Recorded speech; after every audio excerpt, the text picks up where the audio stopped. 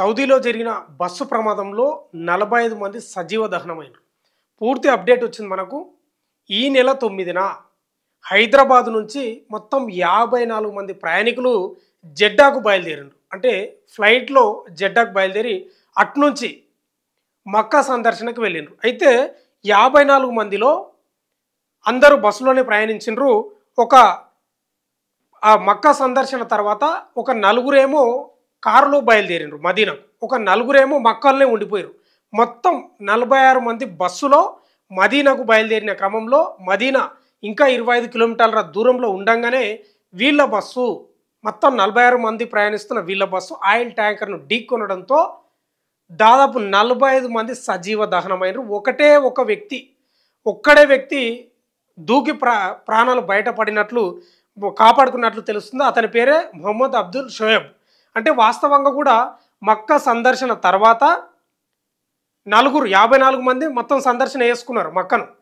తర్వాత మదీనాకు రావాలి కదా, మదీనాకు వచ్చే క్రమంలో ఒక నలుగురేమో మక్కల్నే ఉండిపోయారు. ఇంకొక నలుగురేమో కారులో మదీనాకు బయలుదేరారు. మొత్తం ఇప్పుడు ఎంతమంది? 46 మంది బస్సులో ప్రయాణిస్తున్నారు మదీనాకు.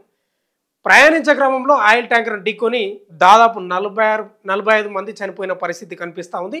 ఇది అఫీషియల్గా వచ్చిన లెక్క. 2025లో బస్సు ప్రమాదాలు అతి ఘోరంగా జరిగినాయి. మొన్ననే కర్నూలు చూసినాం, మనం వికారాబాద్లో చూసినాం. ఇప్పుడు మన హైదరాబాద్కు చెందిన ముస్లిం సోదరులు సోదరీమణులు అగ్నికి హావుతైన పరిస్థితి మనకు కనిపిస్తూ ఉంది. ఇదే విషయంపై అటు ప్రధాని నరేంద్ర మోడీ, కేంద్ర విదేశాంగ మంత్రి జైశంకర్, రేవంత్ రెడ్డి, తర్వాత చంద్రబాబు నాయుడు వీళ్ళంతా దిగ్భ్రాంతి వ్యక్తం చేసిన పరిస్థితి కనిపిస్తూ ఉంది.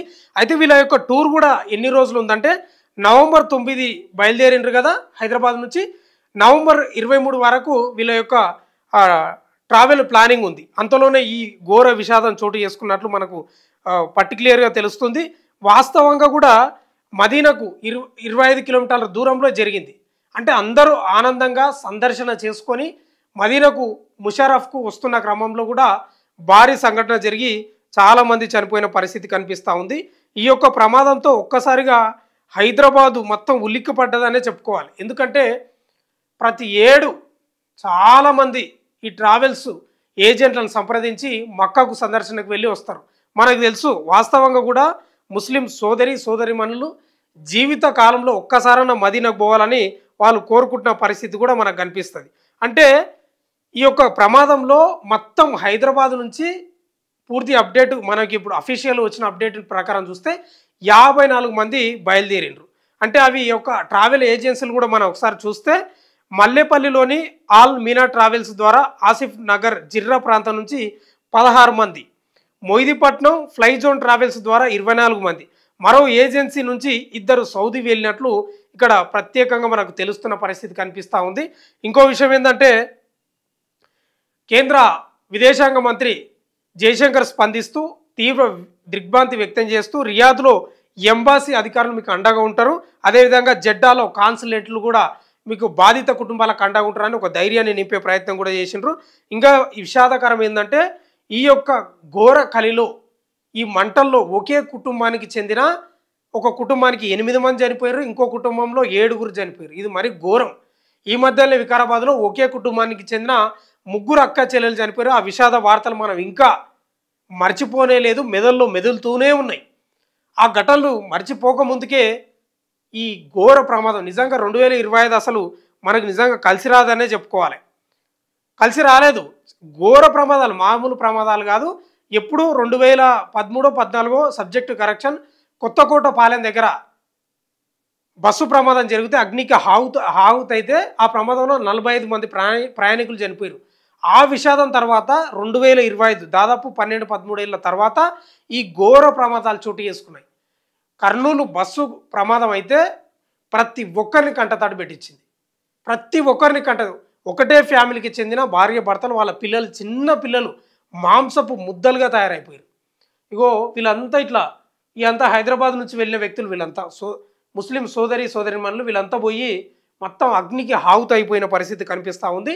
ఇక మనకు వికారాబాద్లో జరిగినదైతే చెప్పుకోవద్దు. ఇక కంకర లోడ్ ఒక్కసారిగా మీన పడడంతో స్పాట్లోనే 19 మంది చనిపోయిన పరిస్థితి, కంకర్లోనే సమాధి అయిపోయిన పరిస్థితి.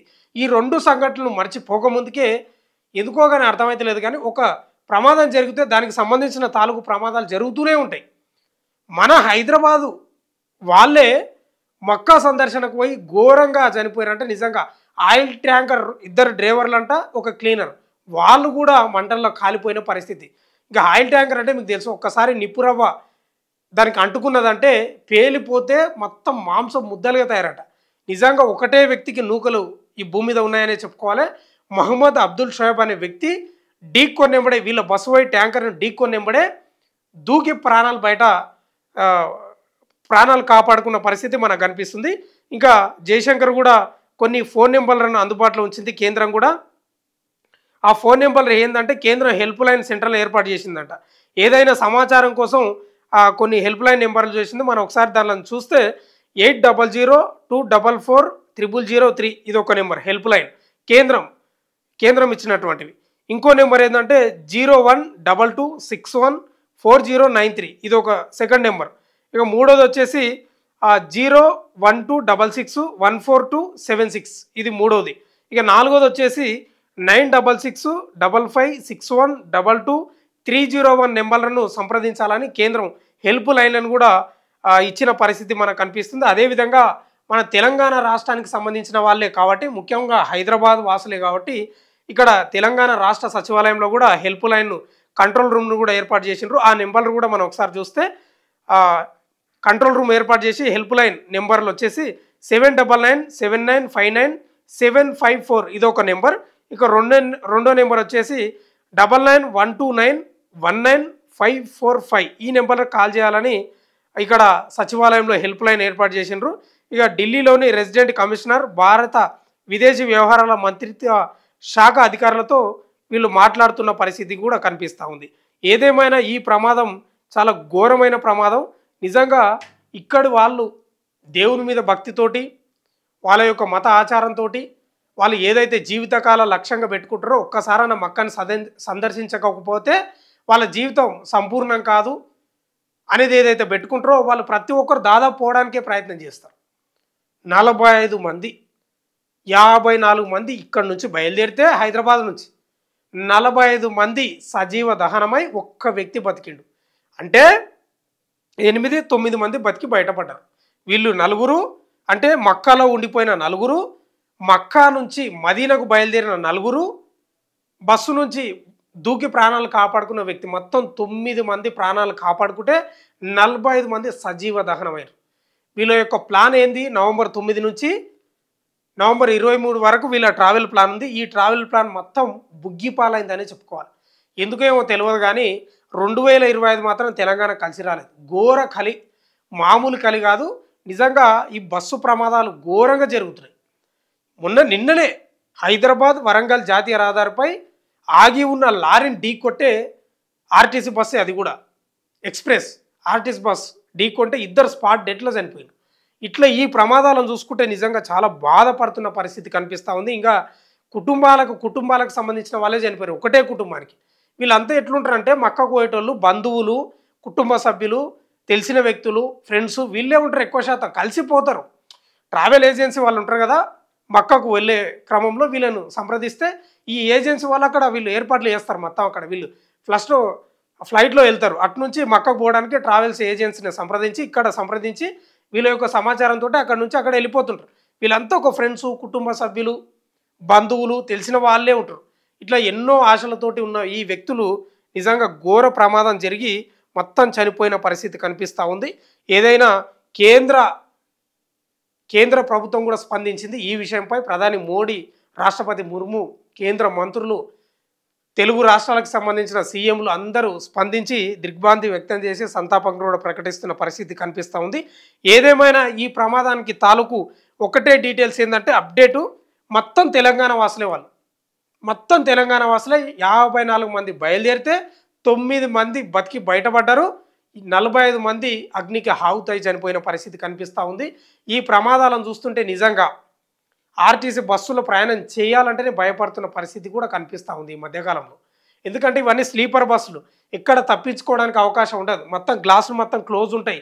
ఆటోమేటిక్ డోర్లు బటన్ నొక్కితేనే ఆ డోర్ ఓపెన్ కావాలి, ఎక్కడ తప్పించుకునే పరిస్థితి ఉండదు. ఎమర్జెన్సీ డోర్లు కూడా ఉంటాయి, అది కాదంటలేను. కానీ ఒక్కసారి అగ్నికి ఒకసారి అంటుకుంటే మాత్రం మొత్తం వైర్ సిస్టమ్ కాబట్టి ఒక్కసారి డ్యామేజ్ జరిగిందంటే అవి తెరుచుకోని పరిస్థితి కూడా కనిపిస్తూ ఉంది. ఏదేమైనా ఈ యొక్క ప్రమాదంతో మొత్తం మొత్తం మీడియా మొత్తం ఇదే వార్తలు ప్రచురింపజేస్తుంది. మనకి ఎక్కడ చూసినా ఇవే వార్తలు కనిపిస్తూ ఉన్నాయి. అటు ఎంఐఎం చీఫ్ అసదుద్దీన్ ఓవైసీ కూడా వాళ్ళకు ముస్లింలకు అండగా ఉండడానికి ఆ యొక్క ట్రావెల్ ఏజెన్సీ దగ్గర సంప్రదింపులు మొత్తం సమాచారం సేకరించి కేంద్రంతో కూడా మాట్లాడుతున్నట్లు కూడా తెలుస్తూ ఉంది. ఏదేమైనా ఇది చివరి అప్డేట్ ఏంటంటే మొత్తం తెలంగాణ వాసులే 54 మందిలో 45 మంది చనిపోయినారు, 9 మంది బతికి బయటపడ్డారు. వాళ్ళు కూడా గుర్తుపట్టే పరిస్థితి లేదంట. ఇంకా విషాదం ఏంటంటే 20 మంది మహిళలు, 12 లేదా 11 మంది చిన్నారులు ఉన్నట్లు కనిపిస్తూ ఉంది. చనిపోయిన వ్యక్తుల్లో ఈ యొక్క ప్రమాదంలో చిన్నారులు కాదుగా పెద్దలు మొత్తం అగ్నికి ఆగుతాయి. వాళ్ళకి ఇప్పుడు డిఎన్ఏ పరీక్షలు చేయాలి. ఇంకా విచిత్రం ఏంటంటే కొన్ని వార్తలు వస్తున్నాయి, కొన్ని అప్డేట్స్ ఏంటంటే అసలు చనిపోయిన వాళ్ళ శరీరాలు కూడా దొరుకుతలేవంట. చనిపోయిన చిన్నపిల్లలు ఎంత శరీరాలు, వాళ్ళు చిన్నగా ఉంటారు, చిన్న శరీరాలు అసలు మొత్తం బూడిదైపోయినాయని కూడా తెలుస్తూ ఉంది. ఏదేమైనా ఈ యొక్క సంఘటన తీవ్ర విషాదకరం. ఇక నెల అయితే అయిపోతుంది, 2025 సంవత్సరం నెల అయితే అయిపోతుంది. ఇది నవంబర్ కదా, ఇక చివరికి వచ్చేసింది. ఇక డిసెంబర్ అయితే అయిపోతుంది. ఇక సాలు ఇప్పటి వరకు జరిగిన సంఘటనలు, తెలంగాణకు జరిగిన అన్యాయం, విషాదాలు, ఘోర ప్రమాదాలు సాలుగా కలిసి రాలేదు. 25 మాత్రం విషాదకరం, చాలా తీవ్రం. ఎన్నో కుటుంబాలను రోడ్డున పడేసింది, దుఃఖాన్ని మిగిలించింది, లక్ష్యాలను బొందబెట్టింది, ఎన్నో కోరికలను బొందబెట్టింది. అసలు ప్రమాదాలను ఊహించుకుంటేనే చాలా దిగ్భ్రాంతికి గురి చేస్తుంది. ఏదేమైనా వీళ్లకు మన ఛానల్ తరపున కూడా సంతాపం ప్రకటిస్తున్నాం మనం.